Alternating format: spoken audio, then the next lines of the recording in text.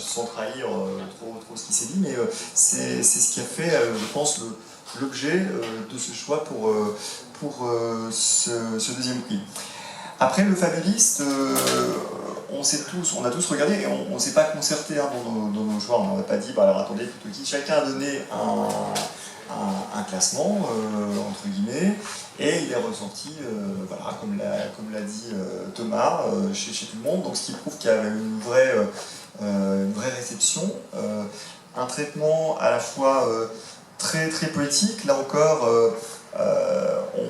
on a eu la chance de revoir un certain nombre de fables, toutes aussi très connues, voilà, et simplement traitées de manière, là encore, très poétique, je veux dire sans parole, sans rien, et ça fonctionne.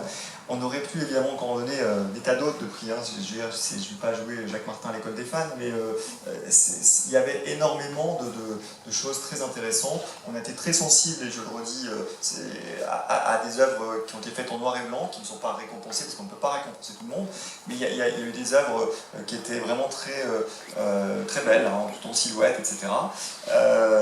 D'autres, chacun avait aussi ses petits coups de cœur. Forcément, on a essayé de dégager trois personnes, donc certains avaient d'autres préférences, et c'est tout à fait normal, hein. On a un aspect très subjectif, mais là où on est tous d'accord, enfin on est tous d'accord en général, mais on est vraiment tous unanimes à 100% sur le fait que la qualité des créations présentées et proposées a été exceptionnelle pour quand même 13 participants. On aurait pu avoir des grandes montagnes russes avec des choses absolument géniales, et puis d'autres, bon, bah, on se disait, bah, ils sont participants, il faut bien les projeter. Bah, non, c'est pas le cas. On avait vraiment des choses. Ça s'est vu hier soir, hein, je veux dire, les gens qui regardaient bah, trouvaient plaisir à découvrir une approche, une réappropriation de la fable, des fables, de manière à chaque fois très fantaisiste souvent, pleine de trouvailles, et surtout on n'a pas eu un archétype